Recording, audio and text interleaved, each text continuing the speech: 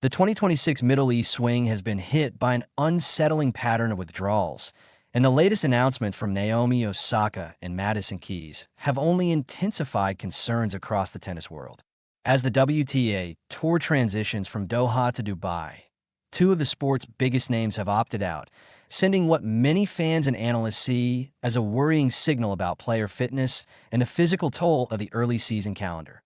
While the Dubai Duty-Free Tennis Championships still boasts a formidable lineup, featuring 9 of the WTA Tour's top 10 players, the absence of Osaka and Keys casts a shadow over what was expected to be a fully loaded field. Their withdrawals not only thin the draw, but also reignite broader questions about scheduling, injuries, and the sustainability of the tour's demanding structure. Withdrawal wave continues in the Middle East. The WTA 1000 event in Doha was already disrupted by a series of mid-tournament retirements and last-minute pullouts. Several players cited injuries, illness, and fatigue following the grueling Australian Open swing. Now, as the tour shifts to Dubai, the ripple effects are becoming more visible. Naomi Osaka and Madison Keys, both former Grand Slam champions and marquee attractions, have officially withdrawn from the Dubai Open.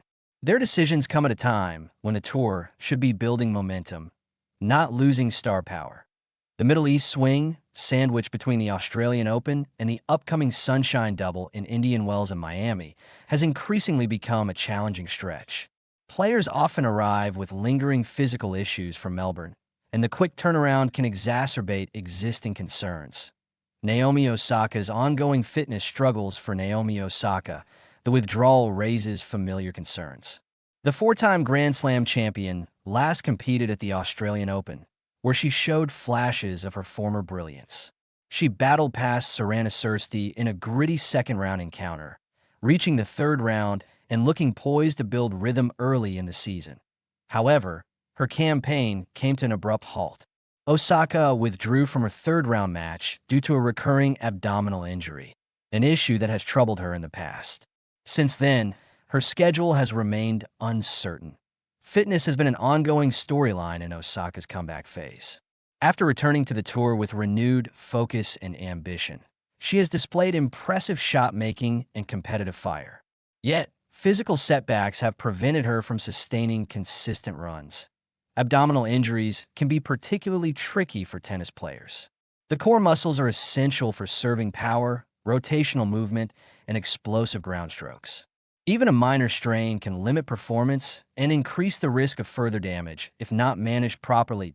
Osaka's decision to skip Dubai may ultimately prove prudent if it allows her to fully recover ahead of the North American hardcourt swing.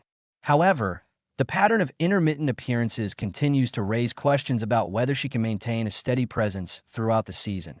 Madison Keys' absence adds to concerns. Madison Keys' withdrawal compounds the sense of unease. The American has been enjoying a strong resurgence, highlighted by her powerful baseline game and improved consistency. Yet her absence from Dubai suggests either lingering physical issues or a strategic decision to manage workload. Keys has dealt with injuries throughout her career, including wrist and shoulder problems. As a player who relies heavily on explosive power, maintaining physical health is critical to sustaining her aggressive style. Her withdrawal also comes amid a broader conversation about the intensity of the tour schedule. The quick shift from Melbourne to the Middle East, followed shortly by Indian Wells and Miami, leaves little room for recovery. For players who made deep runs at the Australian Open, or who competed in multiple events leading up to it, the cumulative strain can become overwhelming. A thinning field, but still elite despite the worrying signals sent by these withdrawals. The Dubai Open remains stacked with elite talent. 9 of the WTA's top 10 players are still scheduled to compete, ensuring that the tournament retains its high-profile status.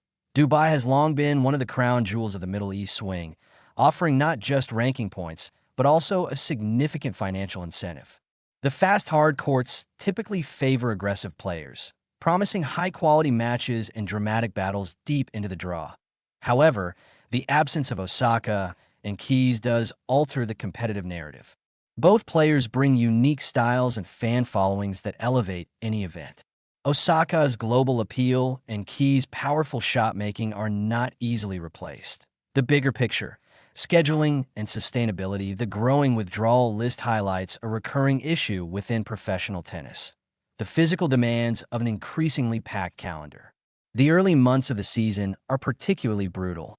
Players often begin training blocks in December, compete in warm-up tournaments in early January, and then push through the 2-week marathon of the Australian Open by the time February arrives.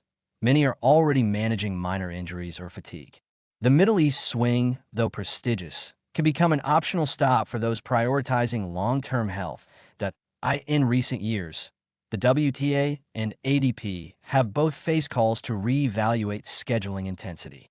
Balancing commercial interests, global expansion, and player well-being remains a delicate challenge. For Osaka, whose career has also included breaks for mental health and personal growth, careful scheduling is likely part of a broader strategy. For Keys, preserving her body for the biggest stages may be equally crucial. Looking ahead to Indian Wells and Miami, all eyes will now turn to the upcoming Sunshine Double in March. Indian Wells and Miami represent two of the most significant hardcourt tournaments outside the Grand Slams. If Osaka and Keys are absent there as well, concerns will escalate. However, if their Dubai withdrawals are precautionary moves aimed at ensuring full fitness for the American swing, the decision could prove wise in the long run. Osaka, in particular, has enjoyed notable success in North America, with multiple deep runs and a title at Indian Wells earlier in her career. A healthy and confident Osaka could reemerge as a genuine contender during that stretch. A worrying signal, or smart management. The withdrawal of Naomi Osaka and Madison Keys undeniably sends a worrying signal at a time when the WTA Tour should be showcasing its full star power. Yet it may also reflect a growing trend of smarter load management in women's tennis. In an era where careers are extending longer and competition is fiercer than ever, prioritizing health over short-term appearances might ultimately benefit both players and the sport. For now, Dubai moves forward with a still impressive lineup, but fans will be watching closely. The question remains: are these isolated decisions, or the beginning of a deeper conversation about player welfare and the sustainability of the modern tennis calendar? As the season unfolds, the answers will become clearer. One thing is certain: when stars like Osaka and Keys step away, even temporarily, the tennis world takes notice.